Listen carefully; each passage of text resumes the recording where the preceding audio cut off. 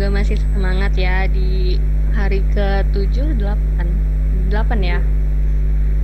Semoga kita selalu diberikan kemudahan dan kelancaran dalam beribadah. Amin. Puji syukur kita panjatkan kehadirat Allah Subhanahu wa Ta'ala, karena berkat dan karunia-Nya kita semua dapat hadir di ruang virtual ini untuk mendapati ilmu dari Profesor Ono untuk mengikuti webinar bersama Bapak. Dengan adanya webinar kali ini diharapkan para partisipan agar mendapat insight-insight yang menarik mengenai cloud computing. Oke. Selanjutnya penyampaian materi langsung bersama Bapak Profesor Ono Widodo Purbo selaku narasumber kita. Terima kasih. Langsung ya. Terima kasih. Selamat pagi. Assalamualaikum warahmatullahi wabarakatuh. Waalaikumsalam warahmatullahi wabarakatuh. Oke, kita topik hari ini adalah tentang cloud. Cloud teh naon? Cloud teh awannya ngaco. Nah, cloud. Jadi istilah yang benar teh cloud computing. Cuman ini jujur dulu ya, cloud computing teh istilah dagang nih, orang dagang sih sebenarnya. Ini dipakai biasanya dulunya awalnya sama marketing. Oh, belum share screen. Aduh. Punten. Maaf. Kenapa jadi beda kayak gini ya? Kok nggak bisa share ini saya sekarang? Bentar. Kok nggak bisa? Bentar. Ini nggak bisa share desktop Kenapa nggak bisa share desktop ya?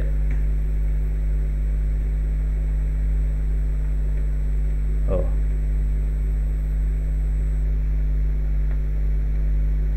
Keluar nggak ya? Desktop saya keluar ya? Udah keluar. Oh. Ini baru diinstal ulang soalnya komputer teh. Parah. Ini komputer baru diinstal ulang, jadi rada-rada di upgrade ininya OS-nya. Saya pakai Ubuntu 2204. Oke.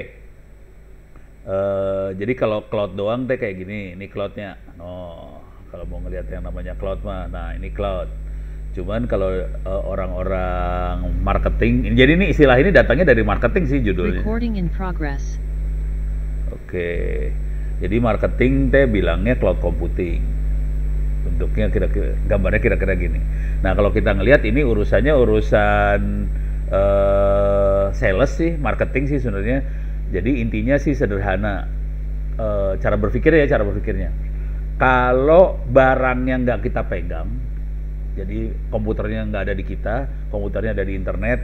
Kalau softwarenya nggak ada di kita, softwarenya ada di internet. Kalau pokoknya barangnya nggak ada di komputernya kita, semuanya ada di internet, mereka bilangnya cloud. Kenapa dibilang cloud? Pada zaman dulu kalau kita gambarin internet, gambarnya berbentuknya awan, gitu. Jadi kalau mau ngelihat ginilah, cloud internet. Jadi pasti bentuknya awan sih, semuanya bentuknya awan. Jadi internet dikasih gambar seperti awan. Soalnya kalau dikasih bentuknya lingkaran, bukan lingkaran, dibikin kotak bukan kotak, akhirnya dibikin awan aja. Pokoknya internet awan. Akhirnya semua yang ada ditaruh di internet dibilangnya cloud computing, kira-kira kayak gitu. Oke, tapi ini istilah orang dagang ya sebetulnya awalnya. Sebetulnya yang benernya teh sebenarnya contohnya ada di sini nih. Ini intinya cara berpikir sederhananya kira-kira gini lah. Komputer yang kita pakai makin hari makin kuat. Jadi dalam satu komputer kita bisa jalanin banyak komputer. Jadi kalau dulu kan satu komputer ya cuma satu komputer, nggak bisa dipakai apa-apa lagi. Kalau sekarang dalam satu komputer kita bisa banyak jalanin komputer lain. Nah, ini contohnya adalah ini software yang saya pakai, namanya VirtualBox. Ini bisa diambil ya, VirtualBox. Ini gratis, bisa diambil. Nih VirtualBox, yang ini aja. Jadi kita bisa download VirtualBox, bisa download, tampilannya kayak gini. Nah, ini dalam VirtualBox yang ada di komputer saya, di sini teh ada 1 2 3 4 5 komputer. Di sini ada server, ada Kali Linux, ada router Mikrotik segala macam. Jadi bisa ada banyak komputer dalam satu komputer, kira-kira gitu. Nah, teknik yang sama kita pakai buat dagang sekarang. Jadi kalau misalnya ada yang pengen, jadi misalnya nggak usah jauh-jauh lah, dinas-dinas di Pemkot Tangsel bilang ke Dinas Kominfo, saya butuh server dong. Nah, emang si Dinas Kominfo nanti ngasih server komputer beneran? Kagak, dikasihnya bentuknya kayak gini, butuh server, ya udah saya copy lah, ini saya copy ini nih kayak cloning, saya bikin server buat dinas naon ya, pendidikan ya, pendidikan Tangsel. Cuman gini dah doang di cloning, pokoknya setan banget lah, full clone, clone, udah cuman gitu doang. Jadi tahu-tahu punya komputer aja, padahal sih ini penipuan sih sebenarnya. Jadi kalau kita nyebutnya, kalau orang teknik nyebutnya bukan cloud sih sebenarnya. Orang teknik bilangnya virtual machine, mesin virtual.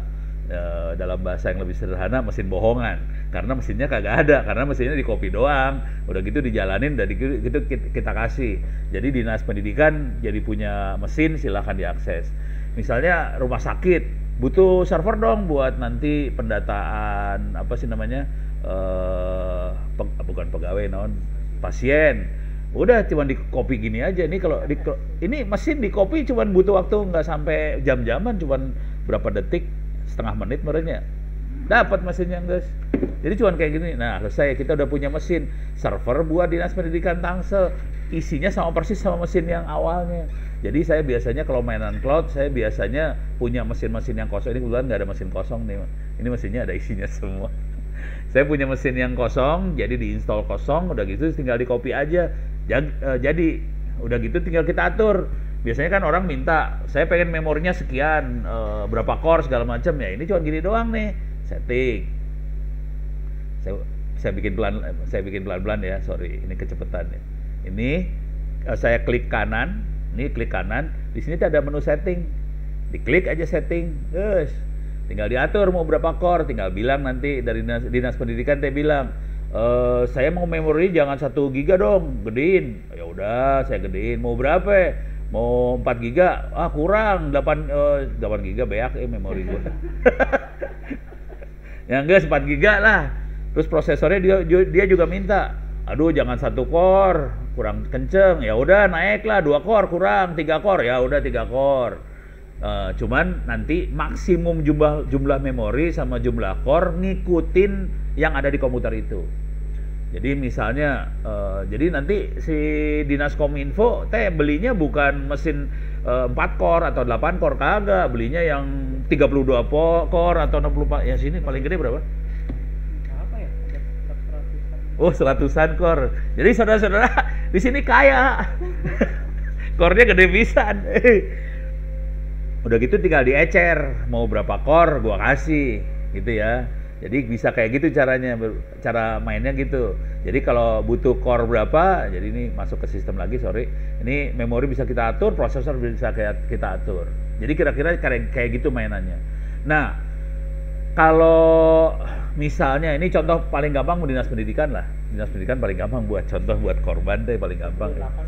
Oh, 128. Anjir, goblok ya. Saudara-saudara, ternyata di Dinas Kominfo itu satu mesin ya? Satu mesin, ada berapa mesin di sini teh? Banyak sih, Bro. Banyak mesinnya ya. Di sini mesinnya banyak. Satu mesinnya 108 core. Gila ini mah. Jadi Anda tuh kaya raya sebenarnya, nggak banyak. Tidak banyak pemerintah kota, kabupaten di Republik ini yang punya mesin-mesin segede-gede gaban kayak gini. Ini salah satunya Tangsel, mesinnya keren banget. Jadi nanti masing-masing dinas tinggal bilang aja ke Kominfo, saya butuh server. Jadi biasanya nanti pertanyaannya gini, kalau ke pendidikan contoh ya, pendidikan. Server pendidikan biasanya akan bebannya berat pada saat anak-anak ujian atau dinas pendidikan harus ngasih pengumuman ke orang tua murid.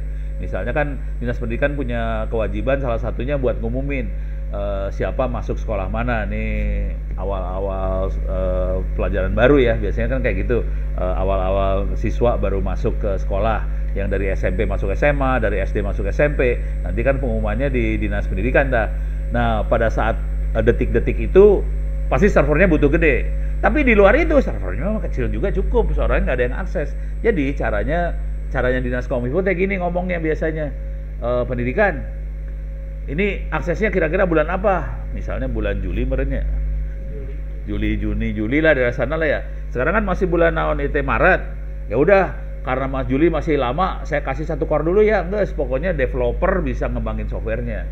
Tapi pas bulan udah deket hari hanya dinaikin, ini core-nya dinaikin, memori dinaikin. Jadi bisa kayak gitu caranya.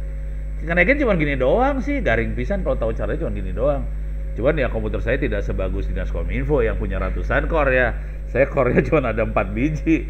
Ya, CPU ini ada 4 CPU ya, core-nya cuma 4. Tapi gelo juga ya, lu punya core segitu banyak, keren pisan.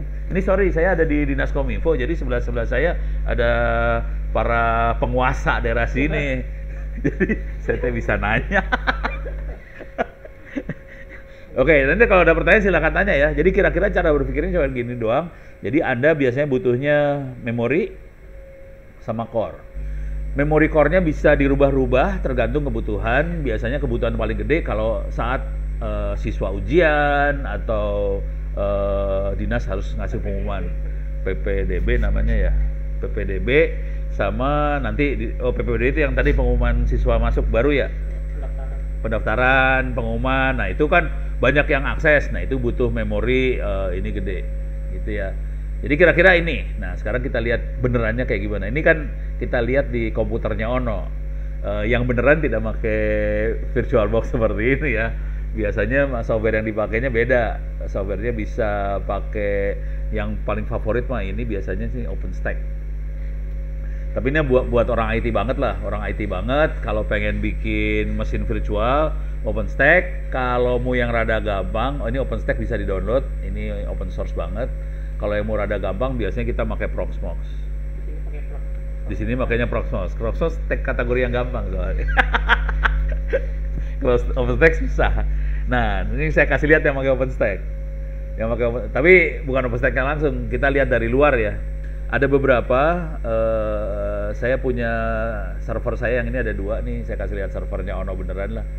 Ono Center ORID, oke, sama satu lagi LMS Ono Center ORID /model lah. Slash-nya 2 kali ya, ya udah klik aja di sini lah, bisa. Nih, ini saya nggak punya mesin benerannya, ini juga sama. Saya tidak punya mesin benerannya, dua-duanya di cloud. Jadi ada hostingan yang ngasih mesin lah kira-kira. Nih kalau mau ngeliat yang ini yang LMS adanya di Kenceng Solusindo. Ini jadi iklan ya? Solusindo nggak apa-apa lah biar ngasih lihat gimana caranya orang cari duit. Jadi ini Kenceng Solusindo, cara cari duit kayak gini doang. Nah, ini adalah mesin yang ini nih, mesin yang LMS Ono Center ORID. Dia hostingnya di Kenceng Solusindo. Nah, dia ada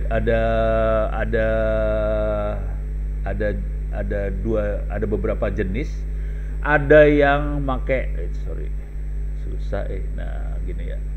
Ada yang make cPanel, ada yang make server nih. Ada yang pakai server KVM, ada yang Mikrotik. Mikrotik teh ini ada di sini contohnya nih Mikrotik. Ini saya tutup lagi. Nah, ini Mikrotik. Kalau Anda tahu Mikrotik teh router sebenarnya. Jadi buat yang belum tahu ya, Mikrotik teh router Mikrotik. Ini bentuknya kayak gini gambar, saya kasih lihat lah. Nah, ini biasanya router kayak gini biasanya kita pasang di tempat kerja, di rumah kadang-kadang juga dipakai. Harganya lumayan 800.000. Kalau mau ada yang 355.000, oh murah namanya. Oke. Kalau saya beli kalau 355.000 masih oke banget harganya. Oke, jadi ada 2 jenis sih sebenarnya yang gedenya. Ada yang main cPanel.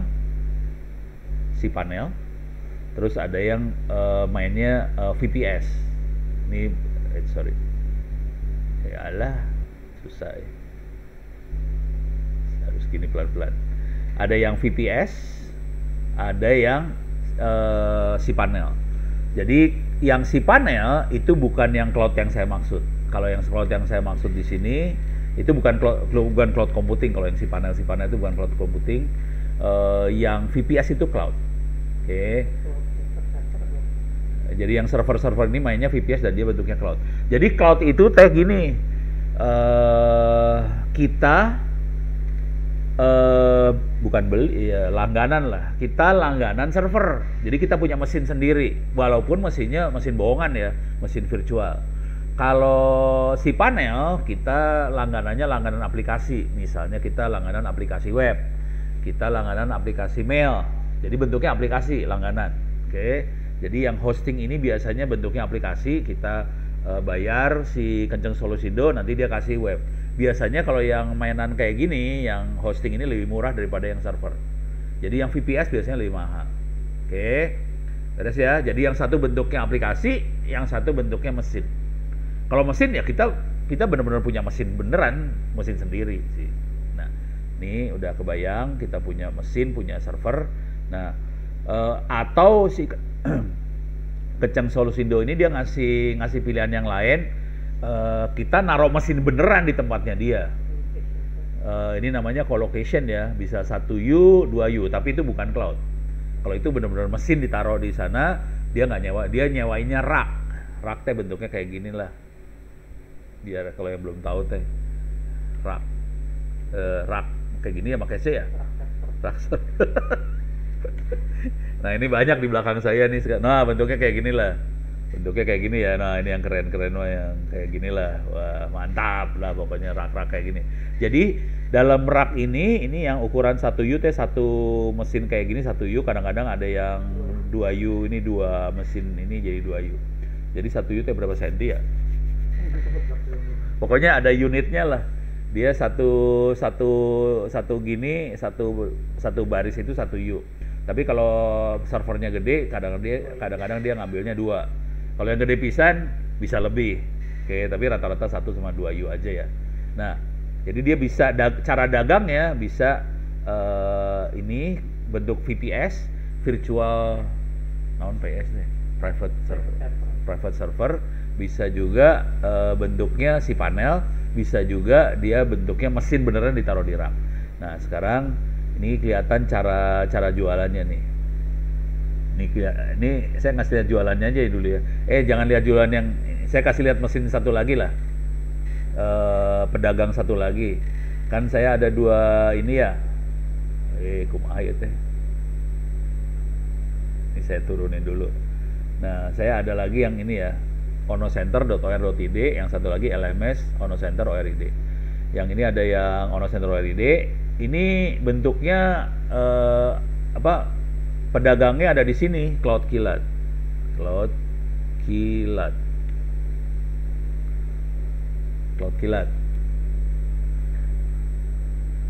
Cloud Kilat.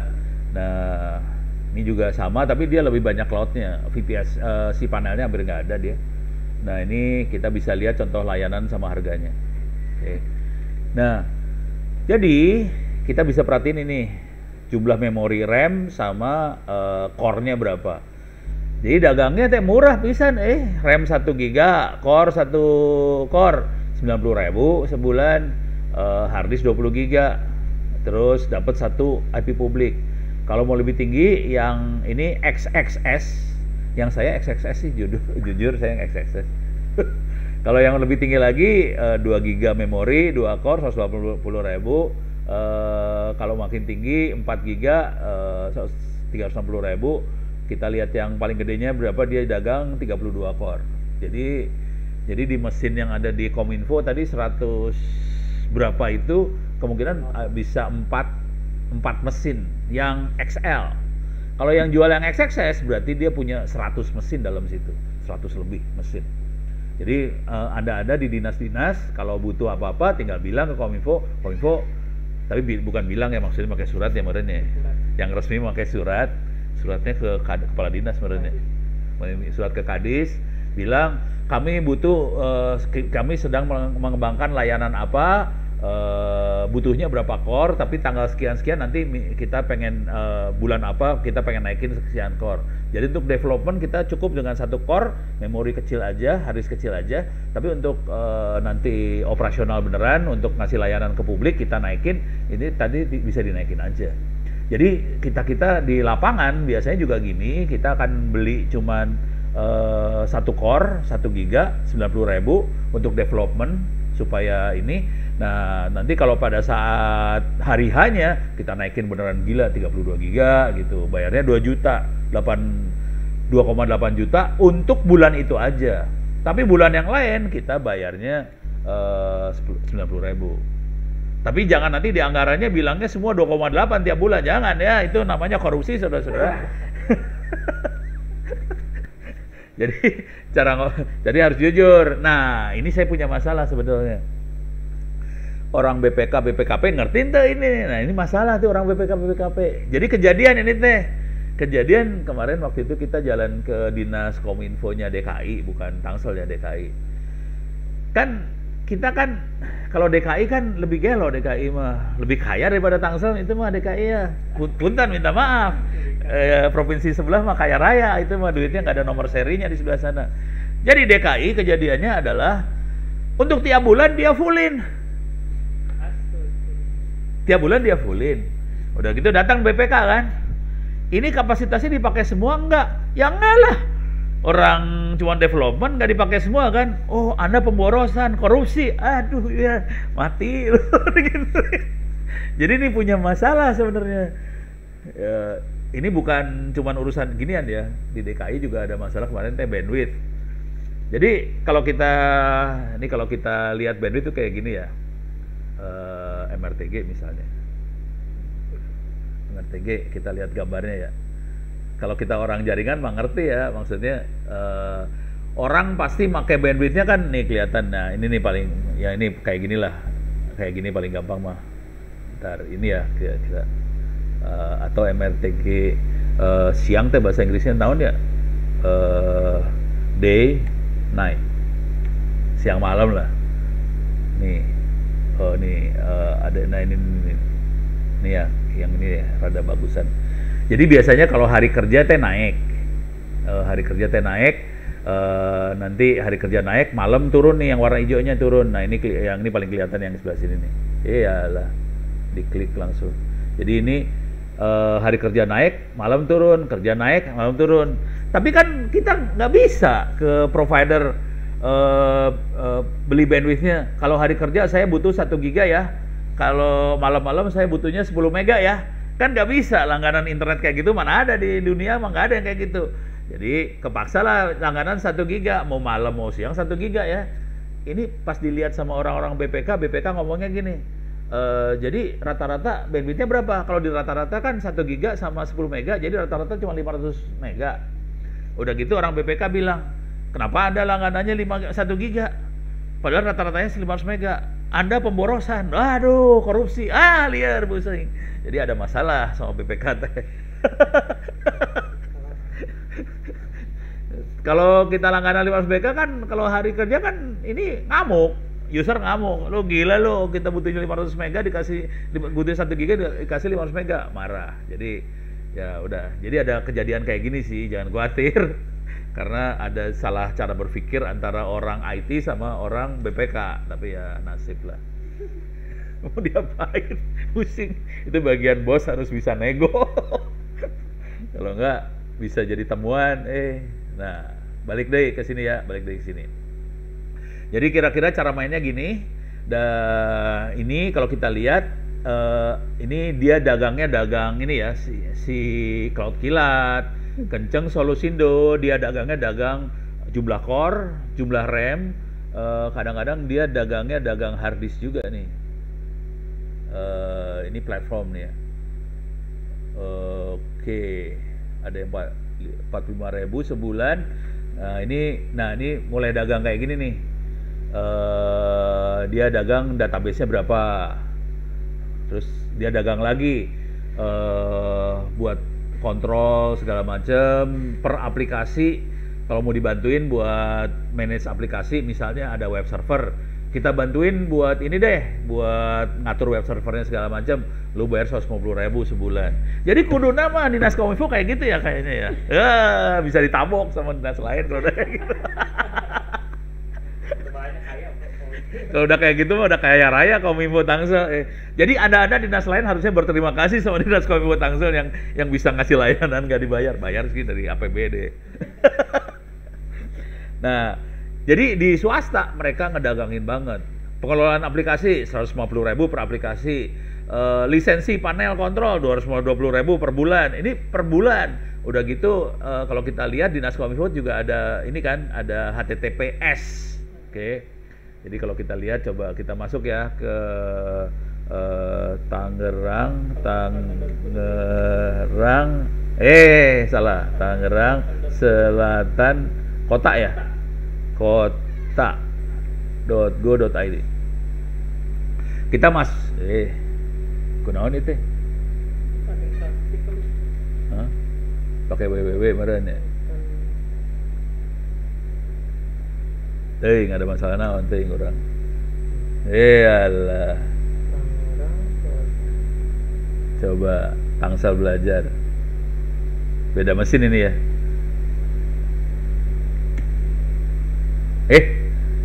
Apa routingnya nggak beresnya? Ya udah. Kalau nggak ke saya aja lah. Mesinnya ada di belakang sih. Oh, ini contoh Ono. Ono lebih keren daripada Tangsel. Ini langsung panik. Orang sebelah saya pada panik tuh tadi. Lu bisa? Kunaon orang tuh bisa Oh, bukan NOC saya. Oh, beda wifi meren ya? Oh, yang open. Oh, saya pakai yang open. Iya, kalau open nggak bisa. Oh, open nggak bisa. Oh, hah? Routingnya nggak dibuka ke situ ya, ke dalam ya? Oh, itu nggak dikasih akses ke dalam situ. Minta maaf. Jadi ada perbedaan inilah, perbedaan level. Saya levelnya rakyat biasa, nggak bisa akses biasa. Ini yang sebelah saya orang NOC, jadi dia bisa akses dia. Tapi kira-kira gini ya. Jadi kalau masuk ke Tangerang Selatan di sini ada HTTPS nih, HTTPS harganya berapa? Harganya yang ini nih. Sertifikat SSL 220.000 sebulan. Setahun. Jadi bayar setahun saya, tapi yang saya bayar nggak 220.000, kemarin saya bayarnya 300 Soalnya saya banyak domain, ada LMS Ono Center, ada Ono Center, ada WW Ono Center, semuanya pakai SSL semua, bayarnya 300 setahun. Jadi semua jadi duit, jangan khawatir. Beres ya? Jadi ini yang pertama nih. Apa yang kita lihat di sini, ini perhatiin, ini yang kita lihat adalah infrastruktur. Nah, kemudian orang-orang ngasih istilah lagi. IaaS. Naon? Oh, jago. Ya, Fatah udah tahu. IaaS adalah ini bahasa Indonesia keluarnya ya? Ya, digedein lah hurufnya biar kelihatan. Jadi infrastruktur as a service. Jadi kira-kira bentuk layanannya kayak gini tadi. Jadi teknik dagangnya cuma seperti ini aja. Jadi kita punya mesin ratusan core, kemudian jadi ratusan core ini terus diecer. Beres ya? Jadi cloud kira-kira kayak gitu. Tapi nanti saya akan jelasin lagi yang cloudnya, balik lagi ke cloud. Cuma saya akan bedain satu lagi. Jadi yang namanya cloud, kita punya satu mesinnya diecer ke banyak user. Ada satu lagi yang agak beda. Ada yang namanya, biar kebayang dulu bedanya. Ada yang namanya grid computing. Ini beda pisan nih. Ini mana ya? Apa yang dimaksud dengan grid computing? Grid computing adalah infrastruktur komputasi yang menggabungkan, ini ada kata yang pentingnya ini ada, menggabungkan sumber daya komputer. Bisa di tempat yang beda, bisa di tempat yang sama, nggak masalah, tapi dia menggabungkan. Kalau cloud computing, kita punya sumber daya, kita punya resource, kita punya komputer, diecer. Jadi yang tadinya 100 core, kita ecer 1 core. Itu namanya cloud. Kalau yang namanya grid computing, ada banyak komputer dijadiin satu. Kebayang ya? Beda ya. Yang satu komputer jadi banyak, kalau grid dari banyak jadi satu. Fungsinya buat apa? Beda, ini beda banget ini makhluk ini teh. Topik kita hari ini memang tentang cloud computing, cuman Anda biar ngerti ada dua makhluk beda nih sebenarnya di dunia. Kayak Nutanix gitu bang, so. Hah? Kayak Nutanix gitu. Enggak, beda banget. Di sini nggak ada. Oh. Di sini nggak ada. Ini butuhnya. Jadi kalau banyak komputer jadi satu, akibatnya kita jadi kayak punya satu komputer kencang pisan, Ban. Yang dibangun dari banyak komputer dijadiin satu. Contoh yang lain adalah kita punya harddisk banyak jadiin satu supaya kita bisa ngelihat harddisk sebagai satu kesatuan. Jadi bisa kalau komputasi berarti komputer ya, core sama memori jadiin satu. Nah, grid computing itu tujuannya supaya kita punya superkomputer. Superkomputer.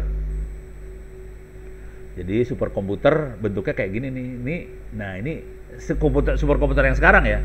Superkomputer yang sekarang bentuknya adalah komputer-komputer banyak dijadiin satu. Jadi orang ngelihatnya sebagai satu komputer, padahal dia komputernya banyak. Ini fungsinya apa? Ini beda banget. Kalau ini fungsinya buat misalnya simulasi bahasa Inggris aja ya, weather simulation. Jadi simulasi cuaca buat nih buat ngitung ramalan, buat ngeramal cuaca kira-kira akan ada topan atau topan ini akan nyampe di Indonesia kapan.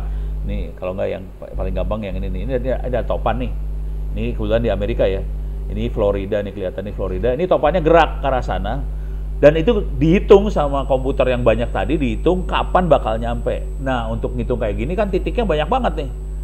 Nggak mungkin dihitung pakai komputer laptop ono gitu, nggak mungkin. Itu udah pasti hitungannya berabad-abad baru selesai. Makanya mereka pakai komputer yang kenceng banget, terus dia hitung. Akhirnya dia bisa tahu, oh kira-kira sekian jam lagi akan nyampe. Itu ngitungnya pakai superkomputer. Supaya superkomputernya murah, caranya bikinnya adalah komputer yang banyak dijadiin satu, jadi grid computing ini. Oke, jadi ini contohnya grid computing adalah buat ngitung-ngitung kayak ginian.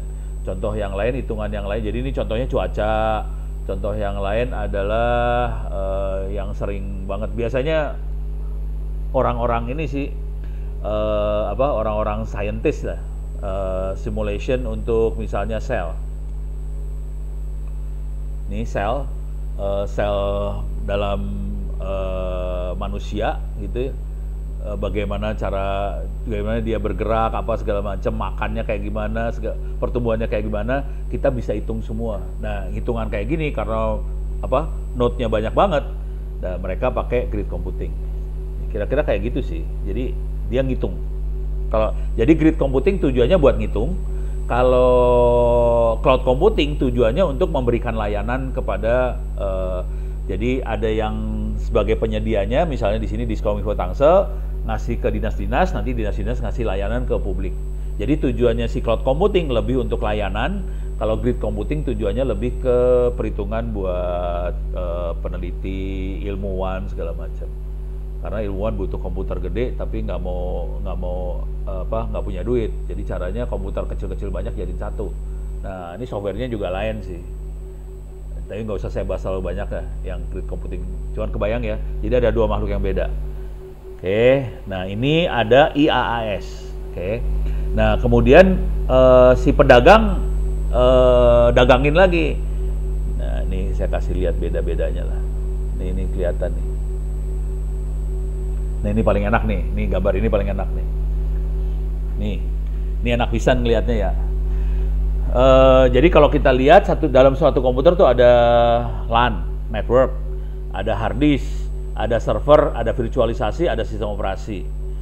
Di atas sistem operasi ada middleware, susah banget sih ngomong. Middleware itu contohnya adalah ada database, ada email, itu adalah software yang ada PHP bukan itu ya, pemberi harapan palsu bukan. PHP tenon bahasa singkatnya. Nggak tahu, pokoknya kita tahu itu PHP. Ya, jadi ada middleware adalah software yang antara sistem operasi sama software lagi di atasnya yang buat layanan ke user. Oke. Terus ada software yang ngatur runtime, ada data, ada aplikasi di atasnya. Jadi itu semuanya ini adalah bagian-bagian atau modul-modul yang ada di komputer. Bisa semua ini dari network, storage, server, virtualisasi, sistem operasi, middleware sampai di atas ini semuanya ada di satu komputer, ditaruh di data center. Itu namanya on-premise. Ya, jadi kalau semua ditaruh di data center, on-premise. Sah, bisa aja. Contoh yang on-premise LKPP ya? Apa LPS ya? Di sini ada yang on-premise nggak? Enggak tahu itu on-premise. Oh, gitu ya. Jadi yang on-premise adalah si server yang secara fisik server itu punyanya dinas. Jadi dinas punya server sendiri. Udah gitu nebeng raknya punya dinas Kominfo atau si dinas punya rak sendiri. Itu on-premise tuh. Jadi on-premise betul-betul secara fisik hardware-nya, software-nya punya orang tadi. Jadi itu fisik di situ. Nah, kalau infrastructure as a service, ini yang warna merah adalah layanan yang dikasih sama si pedagang. Yang merah pedagang, yang warna hijau itu user. Bedanya itu ya. Jadi si pedagang tadi, kalau di kasus saya pedagangnya adalah ini nih ya, Cloud Kilat, terus ada Kenceng Solusindo, dia pedagang. Jadi pedagang akan ngontrol dari bawah sini nih, network, storage, server, virtualisasi dipegang sama pedagang semua. Kita sebagai user, tapi kadang-kadang OS juga dipegang pedagang kadang-kadang. Tapi kita sebagai user punya kontrol ke sistem operasi, middleware sampai atas sampai aplikasi, kita semua yang pegang, kita yang tanggung jawab. Oke. Kalau saya kasusnya baik di Kenceng Solusindo maupun di Cloud Kilat, kasusnya kira-kira kayak gini. OS-nya saya tinggal ngomong ke pedagangnya, pedagang, saya mau server yang ada sistem operasinya Ubuntu versi sekian. Nah, ini OS-nya diinstallin sama si pedagang, sisanya yang bawah ini yang pegang pedagangnya, OS-nya diinstallin. Setelah diinstal dia kasih IP address, username, kunaon ieu teh? Ke kliknya. Oke. Jadi OS-nya diinstallin sama pedagangnya, kemudian pedagang akan ngasih ke saya IP address, username, password. Udah gitu saya menguasain sisanya. Jadi OS saya kuasain, kemudian atasnya saya install semua. Jadi kasus saya yang di sini, yang di Kenceng maupun di Cloud Kilat, OS-nya diinstallin sama pedagangnya, tapi udah selesai diinstal, saya dikasih password segala macam, jadi sisanya saya yang pegang. Cuman si pedagang tetap monitoring ini semua nih, ini dimonitor. Jangan sampai ada serangan segala macam. Jujur, 3 minggu yang lalu mesin ini diserang, mesin saya yang di sini diserang sih. Mesin saya di Cloud Kilat diserang. Udah gitu, pedagangnya bilang ke saya, Pono, ini kayaknya ada yang nggak beres deh. Ini kok ada traffic naik banget dari service ini. Oh ya udah. Terus dia langsung punya otoritas. Jadi si pedagang punya otoritas di sebelah sini, dia punya otoritas, dia punya kekuasaan. Mesin lu diserang, lu bikin kacau network kita, jadi saya matiin dulu ya jaringan yang ke arah sana dimatiin semua. Mesinnya dimatiin, di shutdown beneran, nanti dimatiin. Mesinnya dimatiin, beneran dimatiin. Jadi Pono, mesinnya dimatiin ya. Ya udah, nasib lah, karena saya juga minta layanan dari dia, karena saya lagi di attack, lagi di hack, dimatiin. Ya udah, terus dia bilang, kita akan nyalain mesinnya nanti jam 1 malam sampai subuh akan dinyalain tuh mesin, silahkan dioprek. Terus saya nego sama dia mulai jam 1 Pan. Saya bilang, jam 1 gua masih tidur, ntar lu nyalain jam 3 aja ya, gua bangunnya jam 3. Ya udah, jadi nyalain jam 3, terus saya matiin, service yang diserangnya dimatiin, udah gitu jam 4 nyala. Terus dia monitoring sehari, serangannya masih ada enggak, serangannya udah hilang, terus nyala lagi tuh mesin sampai sekarang. Jadi kondisinya seperti itu. Jadi ini adalah infrastructure as a service.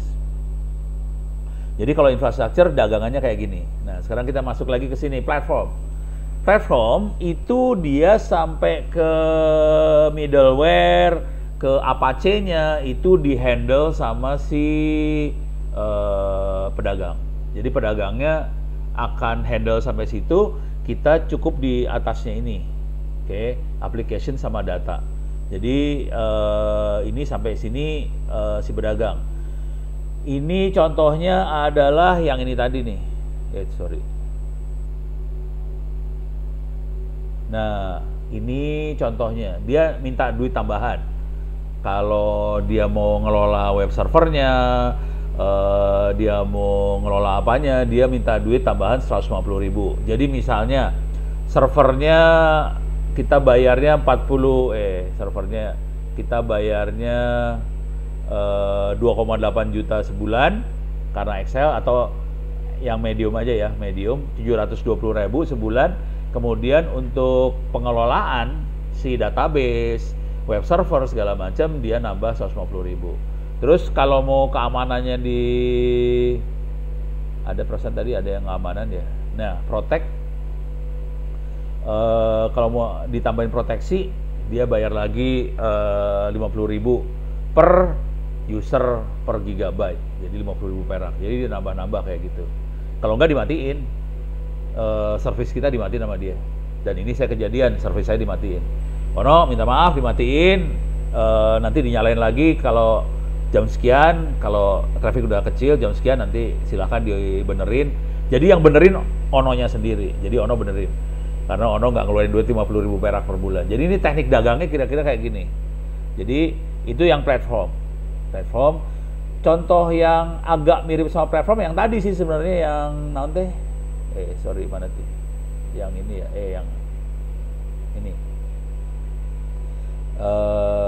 Nah, yang si panel ini, yang si panel itu kategorinya sebenarnya mirip sama platform sih. Yang si panel ya, si panel mirip sama platform. Jadi yang namanya platform kadang-kadang bisa murah sih, karena platform biasanya kadang-kadang cuman aplikasi atau apa. Jadi bisa murah. Ini platform, beres ya. Jadi platform sampai titik ini kita dipegang sama pedagang semua. Yang lebih ekstrim, dan bukan lebih ekstrim ya, kadang-kadang kalau kita bikin aplikasi, terutama kalau kita bikin aplikasi, jadi ini ada on-premise, infrastructure as a service, ada platform as a service, ada software as a service. Nah, software as a service, apa bedanya? Kalau ini kalau kita perhatiin dari ujung sampai ujung yang megang pedagang semua nih. Yang software as a service semua yang megang pedagang. Jadi sampai data aplikasi yang megang pedagang. Ini makhluknya seperti apa? Contohnya software as a service bisa inilah. Misalnya kita bikin aplikasi Android ya, kita bisa lihat aplikasi di Play Store lah, contoh playgoogle.com.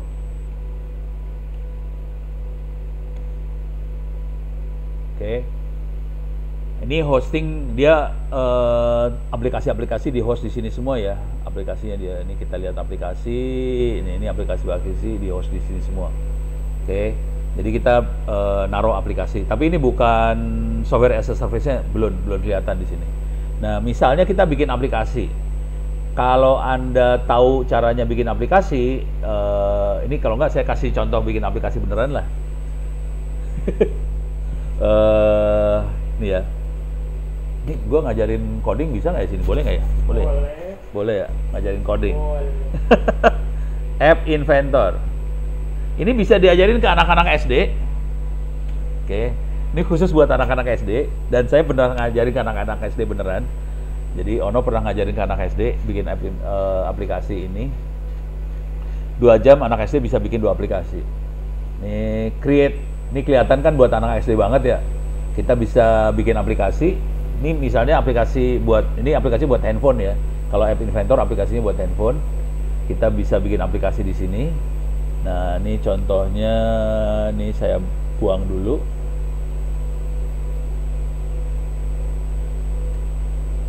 Ini saya buang dulu ya. Ini bikin aplikasi baru lah, biar lebih gampang. Ini project, my project. Ini buang, move to trash. Oke. Sekarang new project. Misalnya kita bikin aplikasi tentang data apa nggak tahu lah. Ini bikin aplikasi beneran ini ya, atau saya kasih contoh bikin aplikasi yang paling sederhana. Ini aplikasi, ini buat handphone, Anda bisa praktekkan dan ini benar-benar bisa dipakai beneran. Dan ini caranya blow on banget sih sebenarnya. Misalnya kita bikin aplikasi, tapi ini software as a service-nya belum saya kasih lihat ya. Ini yang tadi mana tadi? Ini yang bagian software as a service tidak akan saya kasih lihat dulu. Ini saya kasih lihat teknik bikin aplikasi yang paling lucu di dunia. Ini misalnya kita pengen bikin aplikasi, kita nulis sesuatu, nanti kalau tulisannya kita pencet enter, nanti keluar suaranya. Jadi kita butuh text box. Kita bisa bikin tulisan, nanti kita butuh tombol. Kalau tombolnya kita ketik, kita pencet tombolnya. Ini aplikasi beneran, kalau di compile nanti jadi aplikasi beneran ya. Jadi tombolnya kalau diketik nanti keluarin suara. Jadi di sini text for button 1 kita kasih suarakan supaya suara bisa keluar. Oke. Suarakan, suara keluar. Nah, sekarang kita butuh text to speech. Dari teks jadiin suara, adanya di media ini. Kemudian di sini ada text to speech. Taruh sini. Oke. Ini tampilan yang dilihat user cuma ada dua. Ada text box, kita bisa masukin teks, ada suara, sama ada aplikasi yang ada subroutine yang tidak bisa lihat, namanya text to speech. Nah, tugasnya tukang coding, programmer adalah ngejahit supaya ini nyambung satu sama lain. Untuk anak SD, ngejahitnya cuma kayak gini doang. Kita bisa masuk sini, kita punya text box, kita ambil text boxnya ini, ambil. Saya butuhnya bukan enable-nya, saya butuhnya ready. Oh, ini dia. Saya butuh teksnya. Saya butuh teks dari text box. Nah, kemudian di button 1, saya pengen kalau button 1 diklik, ngerjain apa? Kerjainnya adalah isi teksnya dijadiin suara. Caranya gimana? Saya pakai text to speech. Nah, jadi call text to speech, speak. Message-nya apa? Message-nya dari text box ini. Ini akan dikerjain kapan? Kalau tombolnya diklik. Udah, ini programming, cuman gitu aja. Makanya kemarin saya ngerjainnya, ngajarin anak SD-nya di Oman. Pakai bahasa Inggris. Aduh, aing mah. Padahal ini mah itu orang tua. Ini kebetulan di kedutaan Indonesia di Oman. Jadi saya waktu itu memang ngasih conference di Oman, bukan urusan kedutaan. Udah gitu biasa orang kedutaan kan nggak mau rugi, ada Ono di sana dikerjain. Ono bisa nggak ngajarin anak-anak SD buat coding? Alas ya udah gua ajarin lah kayak gini caranya. Itu selesai kayak gini. Ini kalau kita mau download, saya akan compile.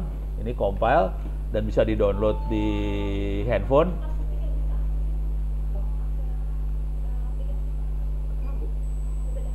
Nah, lagi nge-zoom, iya. Nah ini tuh gue jadi nggak konsentrasi ya.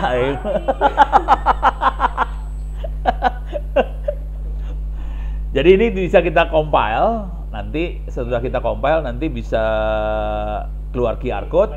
Nanti dari handphone kita bisa ngelihat, bisa di-download aplikasinya, bisa ke-install ke handphonenya. Oke. Ini lagi compiling. Kalau udah saya compiling ada QR code-nya, nanti handphone bisa ngambil, aplikasi bisa download, bisa diinstal.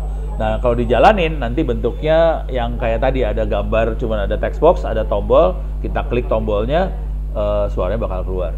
Kira-kira gitu. Nah, di sini saya pengen ngasih lihat, nih biar selesai dulu ya. Kalau saya nanti saya kasih lihat yang bagaimana proses yang namanya software as a service itu dijalankan. Dan itu dagangannya Google, dagangannya AWS, mereka dagang software. Nah, ini udah selesai, udah 100%. Nanti keluar QR code-nya.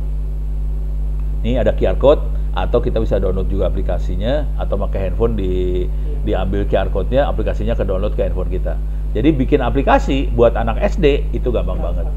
Kalau boleh saran, ini tolong diajarin ke anak-anaknya yang lucu-lucu, yang kecil-kecil, biar anak-anak bisa jadi tukang coding lah, kira-kira kayak gini. Wih, ada Maliki, secara fisik ada di sini. Oke, ini jadi bentuk codingnya kayak gini. Nah, sekarang saya pengen ngasih lihat cara coding aplikasi. Ini saya buang dulu ya. Ini bentar. Ini saya buang-buangin.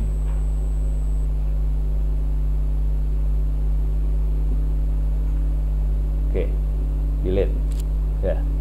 Nah, kayak gini. Nah, kalau kita mau mainan aplikasi, kumaha. Oh wait, jadinya. Oke, kalau kita walah balik deh.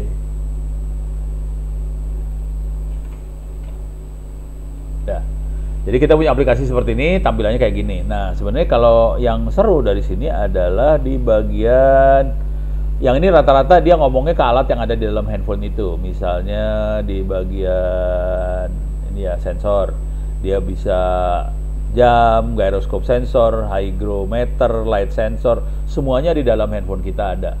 Nggak semua handphone yang mahal ada semua. Kalau handphonenya nggak terlalu mahal ya nggak semua ada gitu ya. Tapi kira-kira ini barang-barang ini adanya dalam handphone.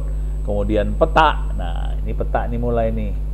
Peta ada misalnya kita pengen bikin aplikasi kayak Google Map apa nge-track mobil apa segala macam. Jadi ini petanya bisa kita taruh di sini nih peta. Nih. Itu. Petanya ada di situ dan nanti kita bisa naruh lokasi yang mau di track apa segala macam di peta itu. Nah ini peta ini kan kita tahu dia akan ngomong ke Google. Peta ini akan ngomong ke Google Map. Nah pertanyaannya pakai duit apa kagak? Nah kalau Google kadang-kadang berbaik hati. Jadi kalau cuma untuk trial coba-coba segala macam bisa free. Cuman kalau kita udah serius, kita pengen sekian hit atau sekian user yang akses, nah itu pakai duit nih urusannya. Nah, jadi kita si orang-orang mereka bisa bikin, ini bisa digedein kalau nggak salah. Sorry, nggak bisa. Ya udah. Tapi ini kita bisa bikin. Jadi ini kita langganan ke Google nih petanya. Nah, langganan ke Google peta tadi supaya bisa di-hit sama banyak handphone itu pakai duit. Nah, pada titik itu si Google mana tadi? Nah, ini. Nah, Google kategorinya software as a service dia. Jadi dari bawah sampai atas dia ngasih layanan ke user. Ini contoh layanannya peta. Gitu ya. Jadi ada yang dikuasain semua. Kita tinggal terima beres aja, nanti petanya langsung ditampilin di aplikasinya kita di sini. Ini petanya tampil di aplikasinya kita. Oke. Sisanya di belakangnya datanya user, semua kegiatannya user, semua dibantuin sama Google semua. Nah itu kita pakai duit, kita bayar Google saya bayar sekian supaya bisa tracking aplikasinya. Oke. Bentar, saya coba ngeliat. Ya. Tapi kayaknya GPS ID. Ini adalah layanan tracking. Nggak masuk. Bentar ya. Stop sharing dulu bentar ya. Stop sharing. Soalnya gue mau masukin password sama username.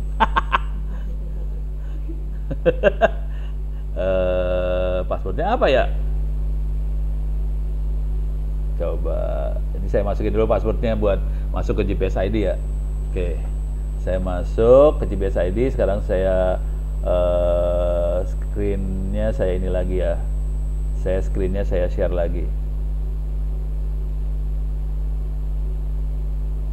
Kunaon itu? Share. Oke, ini saya masuk ke sini.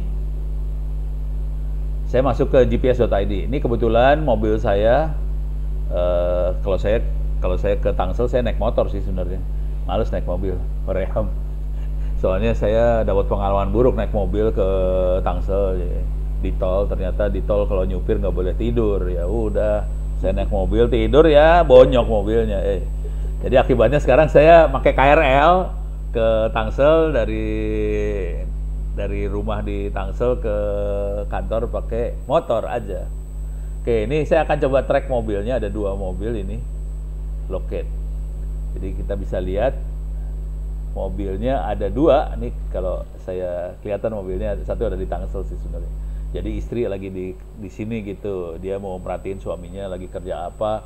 Jadi di monitor, liar orang. Jadi ini kelihatan, ini mobil satu lagi ada di Cempaka Putih, satu lagi ada di Tangsel. Kita bisa lihat, coba yang di Tangsel ada di mana dia lokasinya, kita bisa lihat nih kayak gini lah, gitu ya. Nah ini Cisauk. Oh dia masih belum jalan, belum mandi dia kayaknya. Sekarang jam berapa? Jam 10.25 belum mandi. Wah parah. Oke, jadi kenyawaannya emang rada kurang ajar Ono sih kalau udah bagian kayak gitu.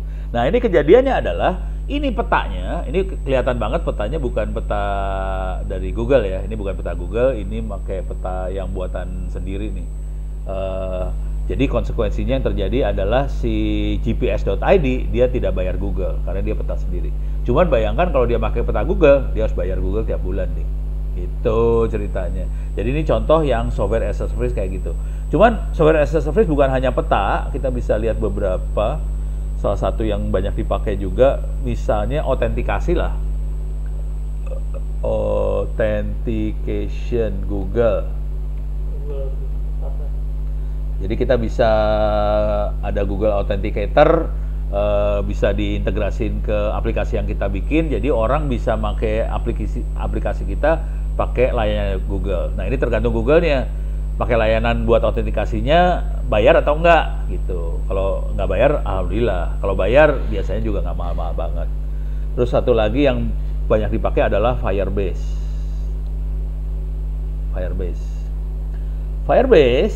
Nah ini Firebase.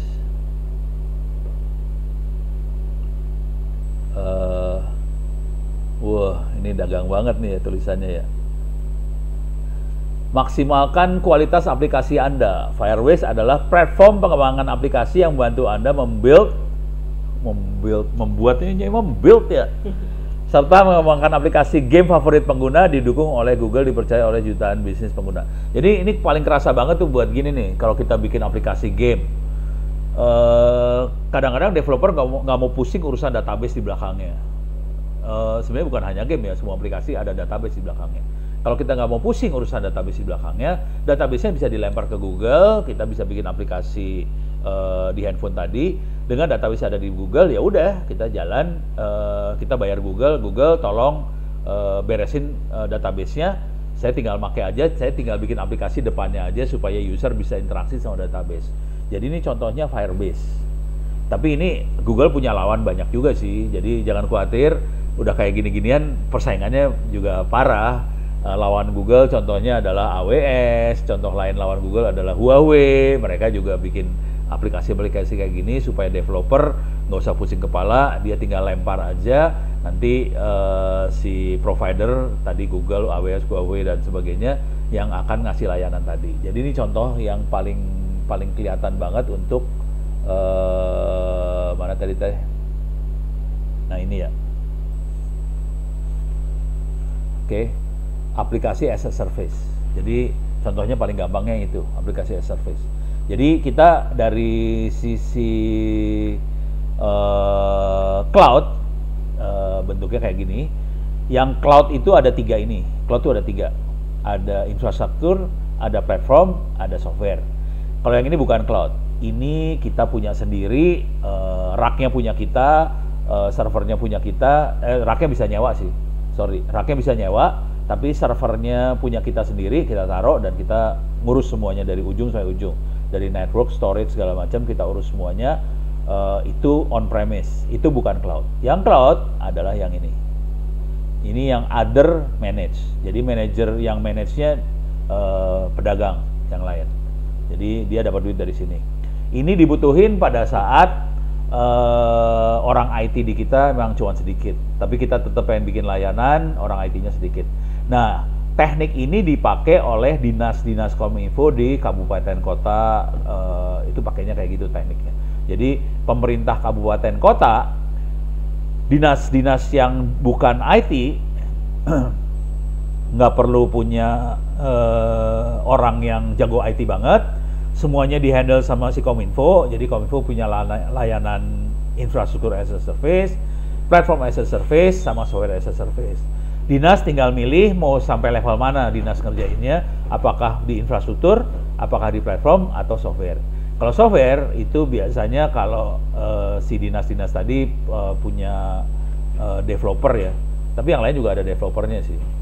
Nah, kadang-kadang yang infrastruktur as a service, platform as a service, Developer aplikasinya juga bisa disupin ke Dinas Kominfo supaya ngembangin aplikasi atau bisa disupin ke pihak ketiga. Cuman kalau boleh jujur ngomong terus terang, sebaiknya jangan ke pihak ketiga. Bukannya apa-apa, ini kejadian, gue ngomong jujur boleh nggak sih? Boleh ya? Kita ngomong jujur aja ya? Hah? Apa? Pihak ketiga. Oh, baik. Jadi ini jujur terus terang, ini kejadiannya di bank plat merah ya, bank pemerintah. Bank-bank pemerintah kadang-kadang ya oke lah si Kominfonya punya infrastruktur as a service, platform as a service, software as a service. Di dalam bank-bank plat merah ini ada kayak banyak dinas-dinas, ada bagian untuk kredit lah, ada bagian untuk urusan pelanggan apa segala macam. Mereka bikin aplikasi. Nah, aplikasinya tidak dikerjakan sama dinas Kominfonya sana. Akibatnya aplikasinya dikasih sama konsultan dari luar. Tolong diingat ya, ini bank. Bank itu urusannya duit. Bayangin aplikasi urusan duit dikasih sama konsultan luar. Udah gitu kalau konsultan ngembangin aplikasi, oke lah ngembanginnya 6 bulan atau setahun, selesai. Terus dikasih dong ke yang ngasih kerjaannya. Dikasih itu aplikasinya ke yang ngasih kerjaannya.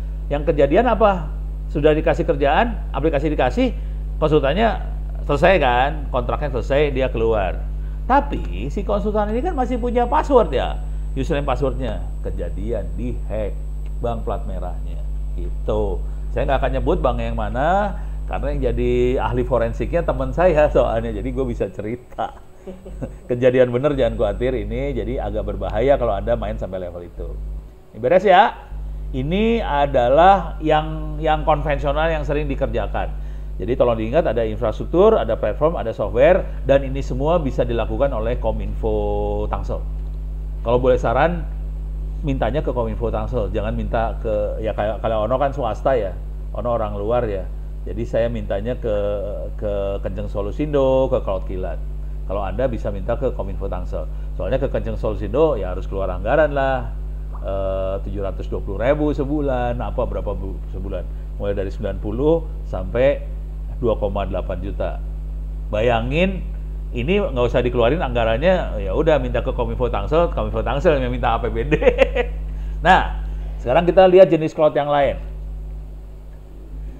Jadi ini tadi cloudnya adalah, ini saya tutup dulu, Firebase, ini GPS, jadi kelihatan bini gua ada di mana ya. Tapi jujur, ini cerita sedikit tentang GPS ya. Tracking kayak gini dipakai juga sama teman-teman Dinas Kominfo, Pemprov DKI sih. Jadi DKI tracking kayak ginian buat alat-alat beratnya dia, supaya dia bisa tahu alat-alat beratnya ada di mana segala macam. Jadi mereka melakukan tracking seperti ini.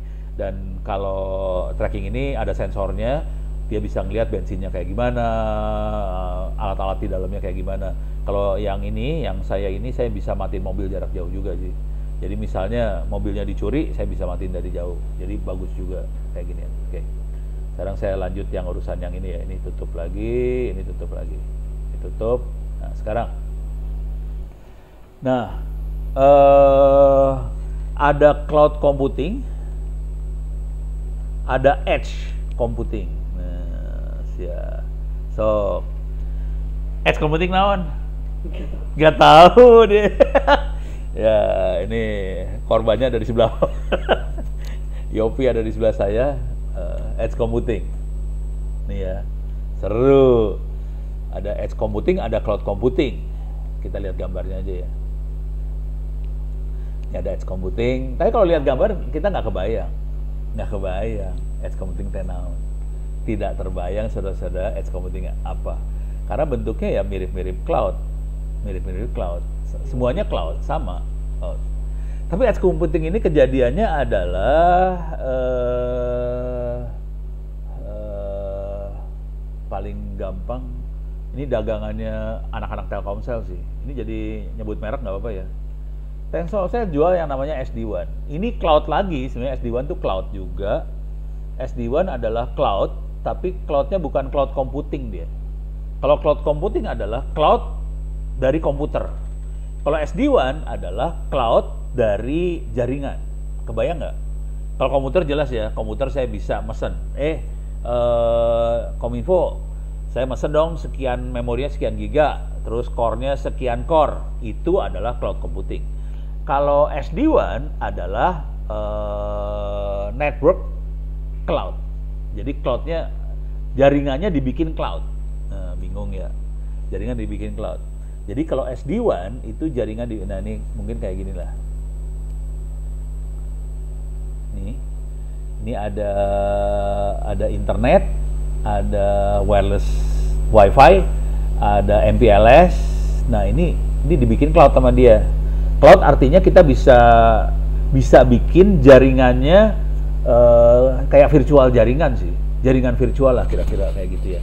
SD-WAN tuh jaringan virtual, tapi secara ininya kayak gini. SD-WAN barangnya sih cuma kotak doang sih. Ntar kalau dilihat SD-WAN punya siapa ya? FortiGate lah, Fortinet. Ada gambarnya nggak ya? Gambarnya kayak gini juga. Fortinet router. Nah, ini bentuknya kotak kayak gini doang sih. Jadi kalau mau ngelihat bentuknya kotak aja. Bentuknya kotak. Oke, bentuknya kotak. Terus Cisco juga sama sih. Ada beberapa lah. Ada Fortinet, Cisco, router ya. Router. Nah, bentuknya kayak gini ya. Nah, ini perhatiin kalimatnya yang di Cisco nih, kelihatan nih kalimatnya nih. SD-WAN Virtual Edge Router. Jadi ada kata-kata edge-nya udah mulai keluar tuh situ. Tapi bentuknya cuma router kayak gini sih sebenarnya. Nah, intinya dari SD-WAN ini, kalau SD-WAN cloud juga, tapi cloud jaringan bukan cloud computing ya. Yang tadi kita cloud computing, sekarang kita. Jadi si SD-WAN ini, misalnya kita punya inilah, kita punya kantor pusat di Puspemkot Tangsel, lantai 7, lantai berapa lah, serah. Kita punya kantor pusat. Kemudian ada kecamatan, kelurahan, ada rumah sakit daerah, RSUD, ada masjid, ada apa. Itu adalah cabang-cabang dari kantor kita. Kalau di perusahaan kan bisa punya kantor pusat di Jakarta, punya cabang di kota-kota Republik Indonesia. Kalau yang lebih gila, ada kantor pusat di Jakarta, punya cabang di Singapura, punya cabang di Filipina, segala macam. Jadi kita punya kantor cabang. Nah, kantor cabang ini, kita pengen kantor-kantor cabang ini bisa akses ke data-data yang ada di kantor pusat. Kalau kita aksesnya lewat internet biasa, masalah. Karena hacker bisa masuk. Jadi, supaya nggak pusing kepala, di kantor-kantor cabang segala macam ini mereka beli yang namanya SD-WAN router ini. Jadi SD-WAN router ini dipasang di kantor cabang, dia udah dikonfigurasi, kita tinggal bawa aja SD-WAN router ke kantor cabang, dinyalain, langsung nyambung ke kantor pusat dia. Langsung nyambung ke kantor pusat, jaringan di kantor cabang udah kayak jaringan kantor pusat. Tanpa dia tahu dia lewat mana. Dia nggak perlu tahu dia lewat mana. Apakah itu lewat internet kayak, lewat 3G, lewat 4G, 5G, 6G, lewat Wi-Fi mana, lewat MPLS, apa segala macam, dia nggak mau tahu, tau-tau nyambung aja jadi bagian dari kantor pusat. Ini kejadiannya yang paling gedenya di Indonesia, salah satu yang paling gede, ini minta maaf nyebut merek ya. Yang paling gede adalah Alfamart. Dia sistemnya kayak gitu banget. Jadi kalau kita ke Alfamart, iseng aja ke Alfamart, perhatiin ya. Alfamart, Indomart sama sih, tapi beda ini ya, beda providernya beda nih. Di Alfamart, kalau kita lihat perhatiin baik-baik sama Indomart, itu ada TV buat iklan ya. Emang TV-nya dicolokin USB dari petugas lokal? Kagak, TV-nya iklannya dari pusat itu semua. Jadi kantor pusatnya yang nentuin keluar iklan apa segala macam, kantor pusat. Udah gitu nanti juga mereka kan data entry, mereka punya kasir ya. Siapa beli apa, bayar berapa segala macam. Terus nanti kan mereka harus ngelihat bukan QR code, barcode dari barangnya segala macam. Itu database barcode apa segala macam adanya di kantor pusat, bukan di Alfamart masing-masing. Jadi mereka butuh banget buat bikin jaringan seperti itu. Yang dilakukan sama dia adalah bikin SD-WAN ini. Nah, cuma di sini ada kata-kata edge computing. Maksudnya buat apa nih edge computing? Dia udah mulai keluar kata edge. Bayangin di router yang ada di Alfamart ini bukan cuma ada router sama kasirnya doang. dia pasang server di Alfamart yang itu. Nah, kalau udah mulai masangin server di dalam disambungin ke dalam Alfamart ini, itu yang namanya edge computing. Jadi tadi mana tuh?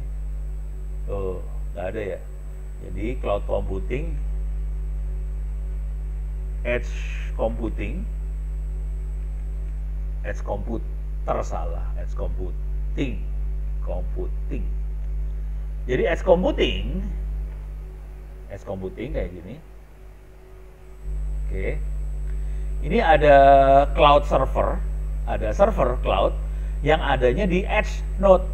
Nah, itu kuncinya. Edge node itu dibikin dari apa? Edge node itu dibikin dari router SD-WAN ini. Jadi SD-WAN ini dia bentuknya router, ada gambarnya tadi mana ya? Ini. Nah, bentuknya kayak gini. Oke, ini banyak colokan LAN-nya.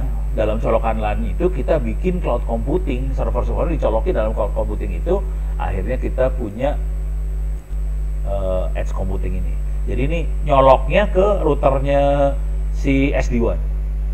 Ini dipakainya kapan? Dipakainya terutama di tambang. Contoh yang paling gampang mah tambang ya. Edge computing. Tambang bahasa Inggrisnya tambang ya? Apa sih? Mining. Kita lihat gambar ya.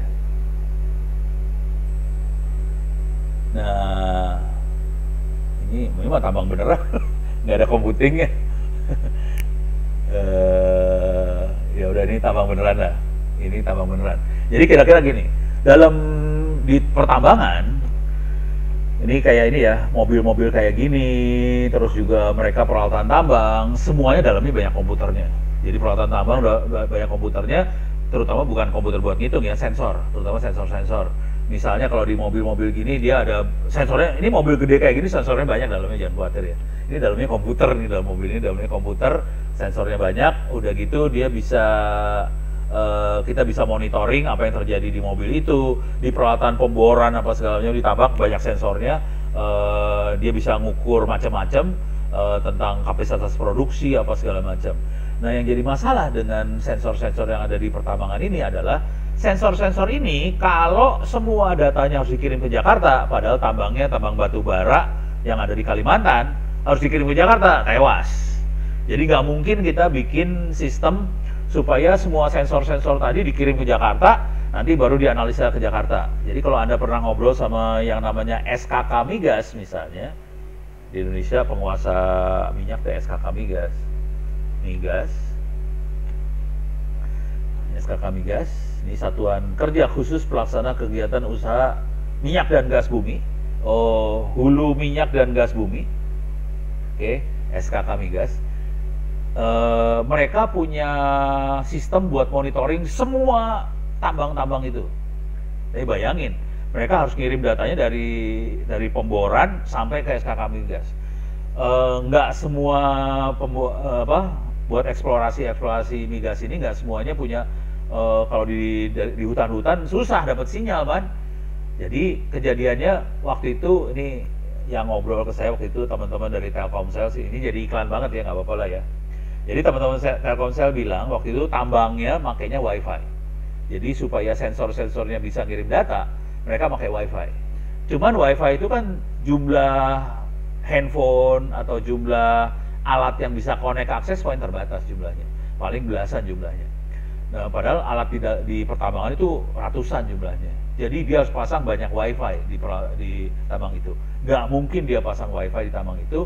Yang dilakukan adalah dia pasang BTS seluler, akhirnya dari Telkomsel dia pasang BTS seluler, di bawah BTS-nya dipasangin server buat nangkepin data-data tadi. Jadi ada server ditaruh di BTS. Jadi itu yang namanya edge computing. Edge computing, kenapa dibilang edge computing? Soalnya servernya ada di ujung, di edge, di ujung, dan nggak perlu nyambung ke Jakarta. Nanti kalau kita butuh sambungannya, kalau lagi misalnya sambungannya cuma malam hari, kita bisa kirim datanya malam hari pada saat orang nggak ada yang kerja. Tapi pada pagi, siang, sore, pada saat orang kerja, sambungan data-data itu nggak dikirim ke Jakarta, data-data hasil monitoring tambang tadi disimpan aja di edge komputer tadi, malam aja dikirim. Jadi kira-kira mainnya kayak gitu. Itu yang namanya edge computing. Secara alat sih nggak beda jauh sama cloud computing sih, cuman alatnya ditaruhnya di pertambangan, ini juga di rumah sakit juga ada yang pakai sih. Kemarin Komba yang akan pasang 5G di sini juga ngasih lihat di rumah sakit juga sistemnya kayak gitu juga, edge computing juga bisa. Oke, jadi bisa yang paling ekstrim paling kelihatan di tambang, di transportasi misalnya di terminal bus.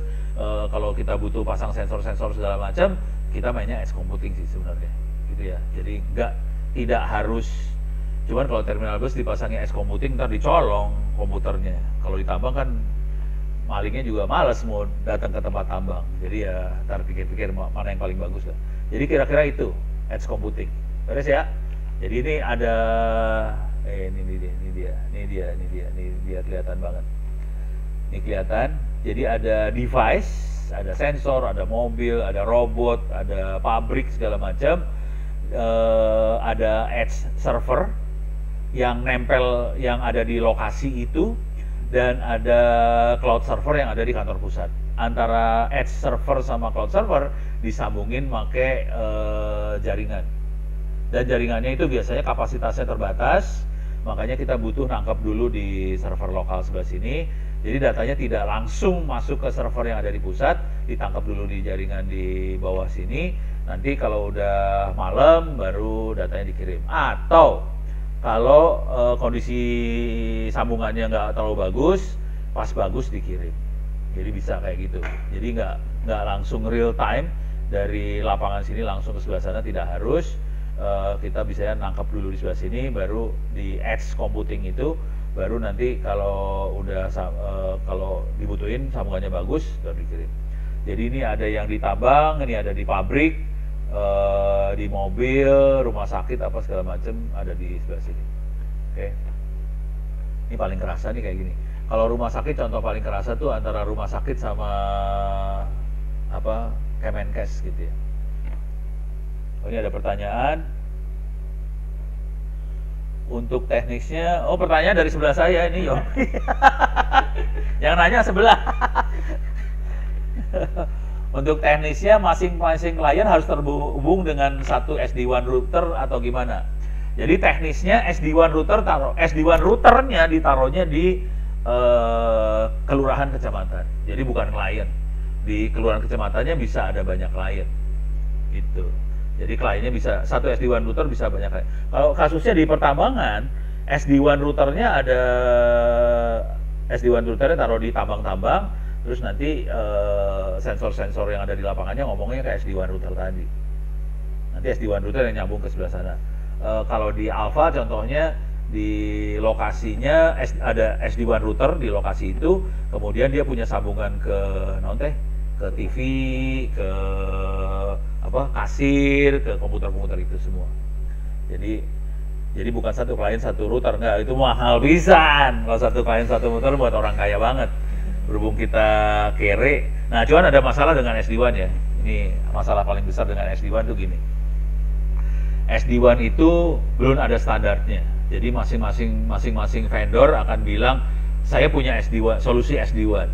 Jadi nanti ada yang namanya FortiGate, Fortinet, terus ada yang namanya Cisco, ada yang namanya yang VMware. Mereka pada punya solusi yang namanya SD-WAN semua. Oke. Tapi SD-WAN-nya Fortinet sama Cisco sama VMware sama apa nggak ngomong satu sama lain. Jadi namanya sama-sama SD-WAN, tapi kalau dicolokin nggak ngomong satu sama lain. Beda sama Linux. Misalnya saya punya Linux Ubuntu, sana punya Linux Red Hat, sana punya Linux apa, itu Linuxnya yang ngomong satu sama lain. Jadi ada yang ngomong satu sama lain, contohnya Linux, ada yang nggak ngomong, contohnya SD-WAN. Jadi SD-WAN itu istilah orang dagang, kemudian semua pakai istilah SD-WAN, tapi nggak ngomong satu sama lain. Jadi kalau kita udah pakai FortiGate, semua SD-WAN-nya harus pakai FortiGate. Nggak bisa SD-WAN-nya FortiGate ngomong sama Cisco, nggak bisa. Jadi kalau satu SD-WAN ya udah kita tergantung satu. Jadi ada masalah gitu. Jadi dan ini enak banget sih sebenarnya kalau mainan SD-WAN. Ini misalnya contoh Tangsel misalnya. Tangsel pengen sambungin ke naon teh, ke kelurahan, kecamatan, masjid, rumah sakit segala macam. Sekarang kan kita sambungannya pakai ini ya, pakai WiFi. Kalau WiFi-nya putus pusing kepala loh. Nah, kalau pakai SD-WAN, WiFi jalan, 3G jalan, pakai fiber jalan, semuanya dijalanin. Nanti kalau putus dia pindah otomatis, dia bisa pindah. Jadi yang ngatur sambungan ke pinggir ke yang lain-lain semuanya SD-WAN-nya. Kitanya nggak usah pusing. Itu. Jadi tapi itu ya buat pengetahuan aja. Nanti pada saat Tangsel udah cukup kaya, nanti mulai mikir gimana caranya kita nggak mau. Ini kerjanya orang dinas kominfo. Gimana caranya hidupnya enak, user tidak komplain. Jadi kita mainnya SD-WAN itu biar enak. Jadi kalau nggak pakai SD-WAN putus, pusing kepala lo. Routing harus dirubah, segala macam dirubah supaya bisa jalan lagi. Kalau SD-WAN nggak usah pusing, semuanya udah beres. Itu ya. Ke SD-WAN tuh, dah. Nah sekarang kita masuk lagi ke yang lain. Ini ada pertanyaan nggak? Nggak ada pertanyaan lagi ya? Seru. Oke. Kalau teh panjang ya ceritanya ya. Kirain teh cuma pendek pasti ya. Bisa panjang. Oke, sekarang kita akan masuk lagi. Ada makhluk lain lagi. Ini antara cloud sama VS. Jangan gini caranya ya. Google. Oke. Sekarang kita lihat yang namanya cloud. Cloud VS Kubernetes VS Docker. Ini teknologi. Ada gambarnya nggak? Kalau ada gambarnya lebih seru nih. Nah ini. Nih. Nah ini dia. Nah ini dulu ya. Cloud yang kita kenal itu mainnya virtual mesin virtual. Jadi kalau mesin virtual kita punya mesin, tapi secara fisik nggak ada mesinnya ada di dalam komputer. Itu namanya mesin virtual. Secara fisik mesinnya nggak ada dalam komputer. Kita punya, nah ini kayak yang ini VirtualBox. Kita punya banyak mesin di sini. Ada server, ada desktop kali Linux, ada mikrotik router. Karena router juga komputer, kita bisa bikin mesin virtual. Nah, dan ini bisa kita bikin simulasi jaringan segala macam. Ini saya kasih lihat software defined network ya, SDN ya. Tadi SD-WAN, yang tadi SD-WAN. Sekarang saya kasih lihat SDN. Contoh SDN paling gampang adalah ini GNS3. Ini GNS3. Jadi kalau kita udah mainan virtual machine, kita bisa bikin juga network virtual, namanya software defined network. Ini contohnya. Tapi nanti kalau di server bentuknya nggak kayak gini, bentuknya software aja. Kalau ini buat buat ngoprek di lab, kita bisa bikin cloud. Di sini ada cloud. Padahal ini dalam komputer biasa nih. Kunaon keluar. Ngeheng. Oh, sorry, saya harus create project dulu, lupa. New blank project. Oke. Yes, blank project deh. Oke. Sekarang saya misalnya pakai NAT, di sini punya NAT. Jangan NAT lah. Cloud, beneran cloud. Oke. Dan saya punya pakai router ya. Ada mikrotiknya, kemudian ada kali Linux-nya, terus ada servernya. Jadi saya punya jaringan seperti ini dan kita bisa sambungin. Jadi kalau kita pakai yang ini istilahnya beda lagi, ini namanya software defined network.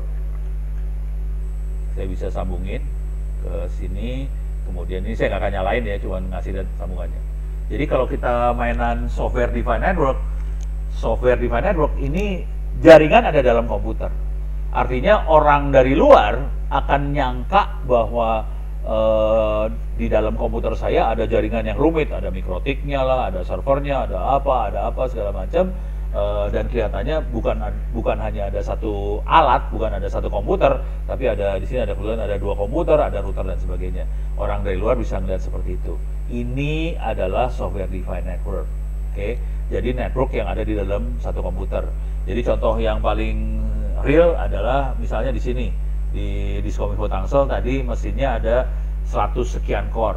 Oke, ada sekian core dikasih buat servernya punya dinas mana, sekian core kasih server punya dinas mana, terus ada berapa core dikasih buat kita punya router mikrotik dan sebagainya. Jadi dalam satu mesin yang jumlahnya 100 sekian core, kita bisa punya mikrotik, bisa punya apa, bisa sambungin satu sama lain.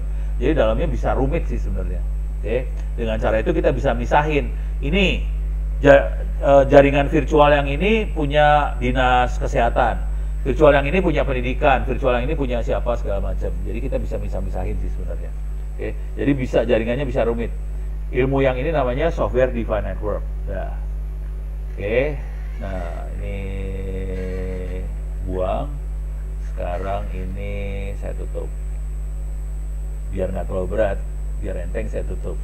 Nah sekarang di sini, nah ini apa yang kita mainin dari tadi adalah main mesin virtual. Jadi secara virtual kita punya mesin dari ujung ke ujung, ada aplikasi, ada middleware, library, ada sistem operasi, dan physical servernya cuma satu sih.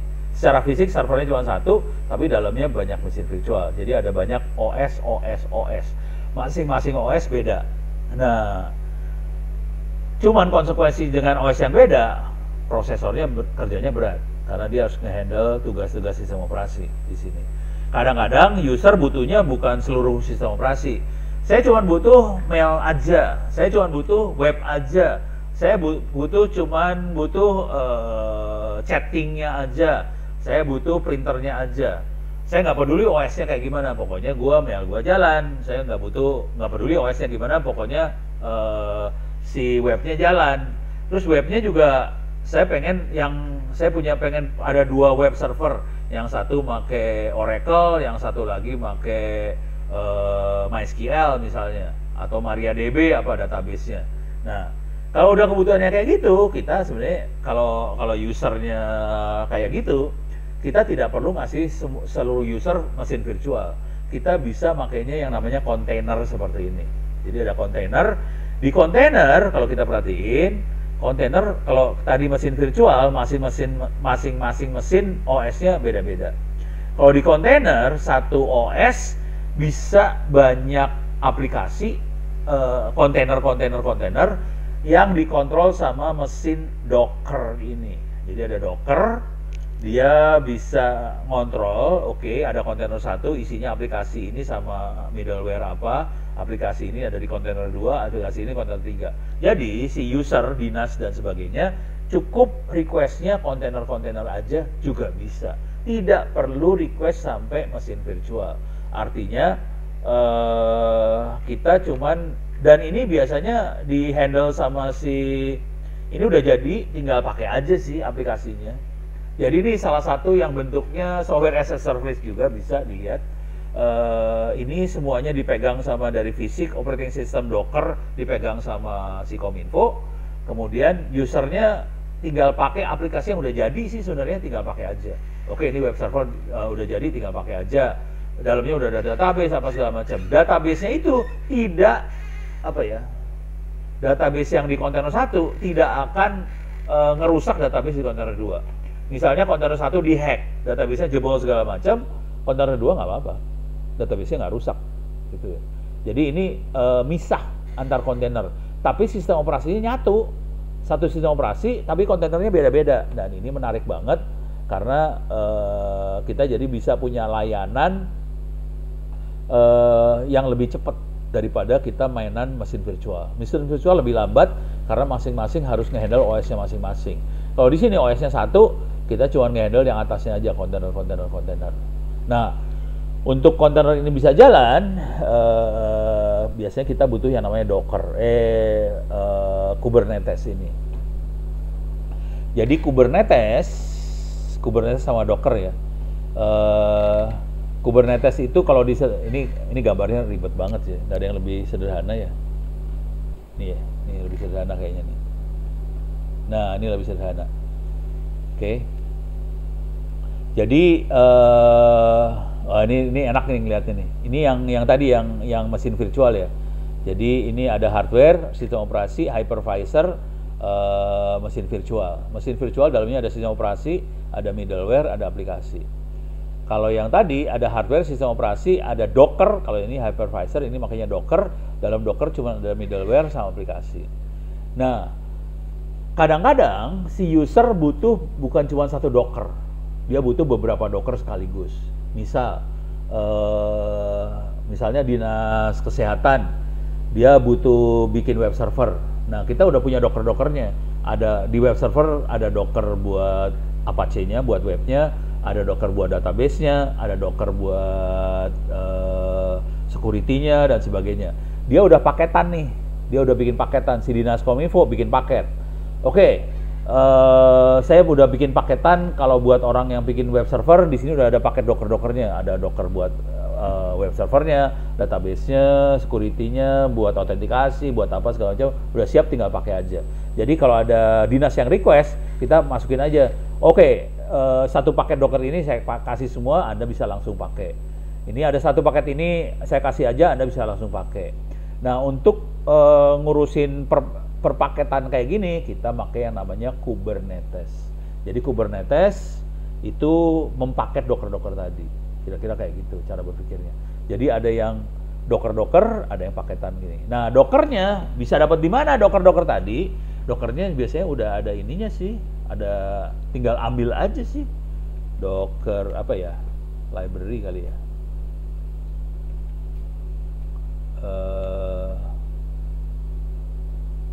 Nah, ini ada image library, ada Docker Hub Container image library, ini hub.docker.com. Jadi si Docker tadi udah jadi, tinggal dipakai, diambil aja sih sebenarnya. Jadi misalnya kita pengen cari Docker Apache. Jadi ada orang yang cukup gila yang udah bikinin Docker Apache. Nah, ada yang official image, nih ada HTTPD, ada Tomcat, ada, tinggal milih aja mau Docker apa yang kita butuhin. Nih tinggal pilih-pilih, tinggal diambil-ambilin, nanti kita bikin paketnya dalam bentuk dari Kubernetes tadi. Jadi si Dockernya, si dinas kominfo nggak usah bikin juga sih sebenarnya. Jadi kita bisa ambil di docker.com, terus kita bikin paket. Oke, untuk layanan web kita harus paketin, ada Apache, ada database, ada apa segala macam, jadi satu kirim. Gitu. Jadi harus ada yang ngoprek-ngoprek kayak gini. Jadi ini cara berpikirnya beda banget dengan cloud. Tapi ini yang lebih performanya, tapi ini ada masalah sih sebenarnya. Jujur masalahnya adalah waktu dia bikin paket, kita nggak tahu cara dia bikin paket. Itu yang jadi masalah. Jadi security-nya agak masalah dia. Kalau dari sisi enaknya, enakan ini kemana-mana. Enaknya ya. Jadi kalau kita pengen jalanin web server, kita kirim aja. Ini gua kasih HTTPD, udah langsung jalan aja. Ini kelihatan yang ngambil ada berapa juta. Minggu kemarin aja 4,8 juta. Yang ini cuma 948 ini. Yang ini Maven ada 1 juta. Jadi kita bisa lihat betapa ininya yang makainya. Ini web server. Oke. Jadi bentuknya paketan kayak gitu. Jadi ini yang kedepannya. Cuman jujur, kemarin ngobrol sama orang-orang Alfamart kan saya nanya, kenapa kalian nggak pakai Docker, nggak pakai Kubernetes? Karena nggak ada orangnya di Alfamart, orangnya kebanyakan orang-orang ini di Alfamart makanya pakai SD-WAN ya. Jadi Alfamart pakai SD-WAN, dia ada edge computing, tapi dia lebih suka makainya ini cloud. Dia tidak terlalu pro ke Docker sama Kubernetes. Jadi pas ditanyain kenapa kalian nggak pakai itu? Soalnya kan ini kan tetap harus ada orang yang pinter yang bisa ngeracik Docker ini jadi satu, paketan Kubernetesnya seperti apa, harus ada orang yang ngeraciknya sih. Dan orangnya nggak ada. Jadi tekniknya adalah dia minta tolong Google untuk ngeracikin. Jadi jatuhnya lebih mahal daripada cloud.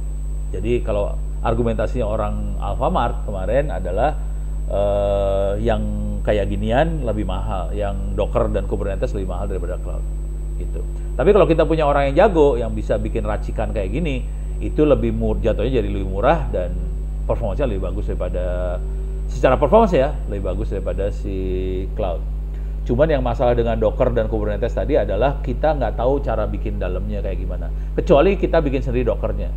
Kalau kita bikin sendiri Dockernya, kita tahu cara bikinnya gimana, nanti security-nya bisa kita atur. Kalau kita ambil yang dari sini, ya kita nggak tahu dalamnya seperti apa. Jadi akibatnya kita agak bermasalah di security ini biasanya. Nah ini perhatiin, kita bisa milih macam-macam ya. Ini si Dockernya mau ditaruh buat apa? ARM, ARM64, IBM, PowerPC, x86, x86-64. Kalau saya klik x86-64, dia nanti ngambil yang buat x86-64 doang. Tapi web server aja ada 10.000. Buset, banyak banget deh. Puluhan ribu. Asli, main Docker enak banget sih. Kalau kita mau bikin apa, gampang sih kalau ini. Jauh lebih sederhana daripada kita mainan pakai cloud, virtual machine. Kalau ini pasang langsung jalan. Virtual machine harus install dulu, harus konfigurasi. Ini udah langsung jalan aja, nggak pakai otak ini. Asli, makin tidak. Jadi makin kesini sebenarnya dunia udah makin nggak pakai otak. Cuman tetap gaji buat orang-orang di Skominfo jangan diturunin, walaupun tidak pakai otak. Gaji jangan turunin karena ntar nggak makan nih Yopi. Oke, kira-kira itu secara umum gedenya. Jadi ini ada pertanyaan nggak? Materi habis sih sebenarnya, jujur materinya habis. Setengah jam lagi, Bro. Hah? Setengah jam lagi. Materi udah habis. Ini oke. Alah, salah klik. Saya kasih overview aja ke yang kita kerjain ya. Kalau ingat tadi ada cloud computing.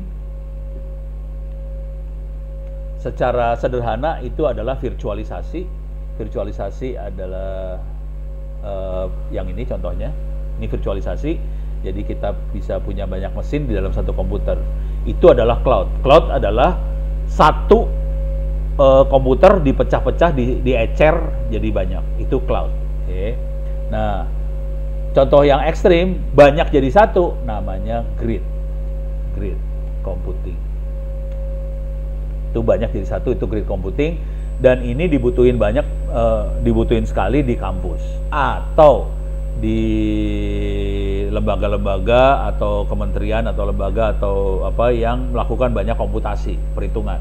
Oke, contoh paling kalau di dunia penelitian sih kerasa banget. Waktu kita melakukan simulasi segala macam, kita butuh superkomputer. Superkomputer bisa kita bangun dari banyak komputer jadi satu dengan grid computing.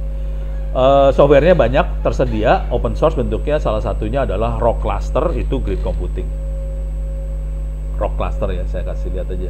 Rock Cluster. Ini rockcluster.org, free. Ini membuat banyak komputer jadi satu, bentuknya di grid computing. Kita udah pernah nyoba berapa waktu itu ya? Totalnya ada 16 sampai totalnya 16 kali 3 itu berapa? 32 tambah 16 itu 48 ya. 48 core. Ya kalau dilihat sama Kominfo sini udah diketawain 48 core, kayaknya bangga banget. Kominfo ini satu mesinnya 100 core. 100 sekian core. Kita 48 core itu pakai 3 komputer server. Kayaknya bangga banget waktu itu. Oke. Ini kita waktu itu pakai Rock Cluster buat bikin grid computing dan kita pakai buat simulasi macam-macam sih. Oke. Nah, itu grid computing. Setelah itu kita punya yang namanya infrastructure as a service, platform as a service, sama software as a service. Software bisa macam-macam nanti ya.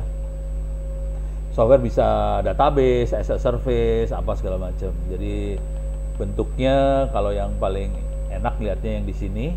Jadi ada yang on-premise, itu betul-betul punya user, ada yang infrastruktur, sebagian dipegang Kominfo, sebagian sama user. Kalau platform hampir banyak yang Kominfo, user tinggal dikit aja. Software as a service kayaknya belum dikerjain di Kominfo ini, kayaknya nggak tahu juga sih. Ini kerjanya bagus ya, bagus yang mainan yang ini nih. Jadi mungkin bagus juga bikin kayak gituan, nggak tahu saya. Jadi ada infrastructure as a service, platform as a service, software as a service gitu. Dan ini adalah teknik dagangnya orang-orang ini. Oke. Nah, kemudian mulai masuk ke edge computing. Ini terutama di pertambangan, di pabrik, segala macam edge computing, dan kemudian kita punya Kubernetes sama Docker. Kubernetes. Oke. Docker, Kubernetes dan sebagainya. Oh, ini lebih kelihatan lagi nih. Jadi tradisional kayak gini, ini yang cloud computing, kemudian kita punya kontainer tuh Docker, kemudian kita punya Kubernetes. Kubernetes tuh banyak Docker paketan, jadi bentuknya paketan kayak gitu ya. Jadi ujungnya seperti ini. Oke. Sekarang ini konsepnya dari sisi software. Kira-kira kalau yang tradisional nggak akan saya bahas. Virtualisasi ada banyak yang sering dipakai. Kalau saya kebetulan makainya Linux, saya banyak pakai VirtualBox. Kalau Linux ya. Jadi software untuk virtualisasi ada. Kalau di desktop kita pakai VirtualBox. Kalau di desktop VirtualBox, atau kalau pakai Windows sering pakai VMware. Oke, VMware. Cuman ini kalau VMware bisa dalam bentuk cloud juga bisa pakai VMware, bisa. Kalau di cloud yang bener bisa pakai Proxmox. Di sini makanya Proxmox. Bayar nggak sih lo? Bayar ya? Gaya sih. Enggak. Oh, nggak bayar? Gaya. Hah? Hah? Proxmox open source gratis. Ada versi bayarnya juga. Jadi kalau orang mau cari duit mah ada yang bayarnya, ini ada open source, ada yang bayarnya juga, Proxmox. Terutama dia bikin layanan ya. Terus satu lagi adalah OpenStack. Tadi yang ini yang pakai Kenceng Solusindo sama Cloud Kilat itu mainnya OpenStack belakangnya. Jadi rata-rata OpenStack, rata-rata yang ada di data centernya Indonesia kayaknya setengahnya atau lebih dia makanya OpenStack sih. Ini yang lebih dahsyat banget. OpenStack itu yang bikin orang di NASA sih sebenarnya. Jadi NASA yang bikin awalnya OpenStack buat nge-handle maintenance komputernya dia, terus dilepasin jadiin open source, kemudian mulai diadopsi sama kita-kita yang ada di lapangan. Jadi kita banyak pakai OpenStack juga sih. Jadi ini open source cloud computing infrastruktur. Jadi jelas kelihatan bahwa dia adalah infrastructure as a service. Nah, kemudian kalau yang software as a service paling kerasa sama Google Maps yang Google, bisa kemana-mana. Ada Firebase, Google yang paling ini mah Google banget lah. Low aja ya, Firebase contohnya. Firebase kelihatan nih, firebase.google.com, kelihatan Google juga. Jadi ini layanan-layanan yang bisa, cuman baiknya orang-orang ini, Google, Huawei dan sebagainya, kalau kita lagi developer, kita lagi belajar, kita lagi mahasiswa, seringkali kita bisa akses ini semua free, gratis. Jadi enak juga gratis buat developing. Tapi nanti kalau kita production, kita produksi, mulai pakai duit di sininya. Jadi Firebase dan teman-temannya pakai duit. Dan Google ini juga cukup gila, banyak yang di free-in sih. Misalnya TensorFlow.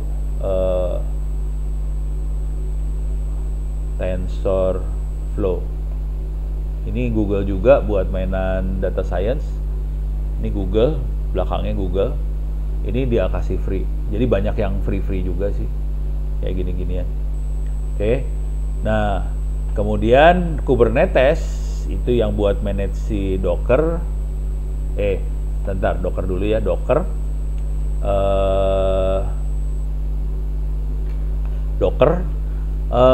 Docker bukan satu-satunya, ada Docker yang lain juga.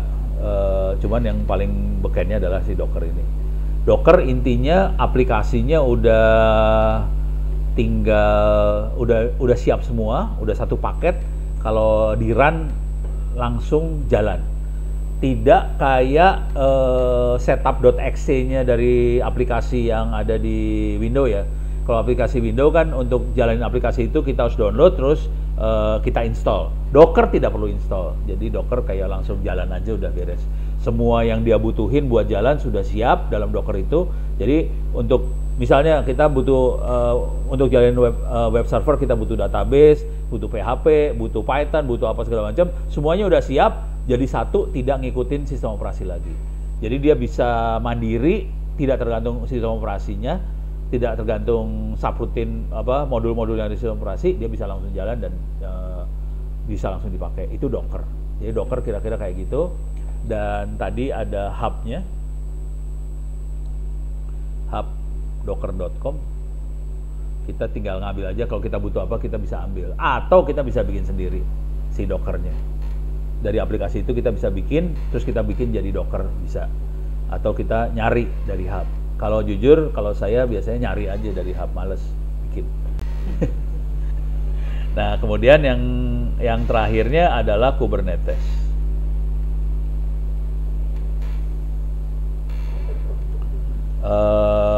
Kubernetes IO. Nah, ini adalah marketin Docker. Jadi kalau kita pengen bikin beberapa Docker jadi satu sekaligus, kita bisa paket dan dia bisa ngontrol semuanya sih. Ini udah kayak apa ya? Nah, ini udah sebut ada microservice ke Kubernetes apa segala macam. Seru lah dunia-dunia ini. Cuman ini seru nih, konsep-konsep seperti ini kalau udah mulai masuk ke BPKP, BPK, mereka bingung nih, makhluk apa, lu ngomong apa sih, no? Nah, ini udah mulai bingung dia. Jadi kadang-kadang kita jadi dibikin kayak, Anda melakukan ini ya, korupsi ya, kayak gitu-gitu ya, capek deh. Orang ke korupsi, ini kan orang-orang IT kan mikirannya gimana caranya supaya efisien segala macam. Ini perkadalannya banyak banget supaya kita bisa efisien. Ya udah, itu dibilang korupsi sebelah sana. Jadi mudah-mudahan nanti mereka bisa mengerti bahwa ini bukan korupsi sih sebenarnya. Oke, kira-kira kayak gitu. Coba kita lihat, ada pertanyaan? Nggak ada? Habis pertanyaan? Tidak ada? Aman ya? Oke, kalau ada apa-apa silakan hubungi saya di Twitter, email, saya tulis di chat nih ya, email onoindo.net.id, hubungin Twitter sama chat. Mudah-mudahan, dan saya ada di, mudah-mudahan insya Allah saya ada di sini tiap hari Rabu. Cuman tanggal 5 teh, kalau pada saya ini yang undang orang Jepang, jadi kepaksa tanggal 5 hari Rabu nih. Tanggal 5 hari Rabu. Cuman ini ada orang Jepang. Bentar, ada posternya nggak? Atau saya ini sekarang udah nggak bisa upload poster ya? Nggak bisa upload poster ini sekarang mah?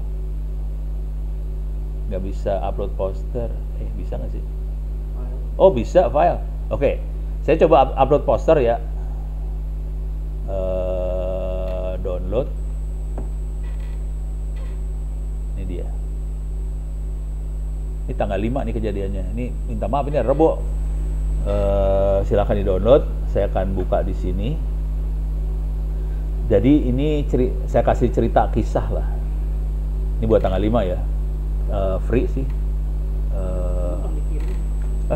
Belum desain emang? Oh, belum desain. Oh, udah tuh.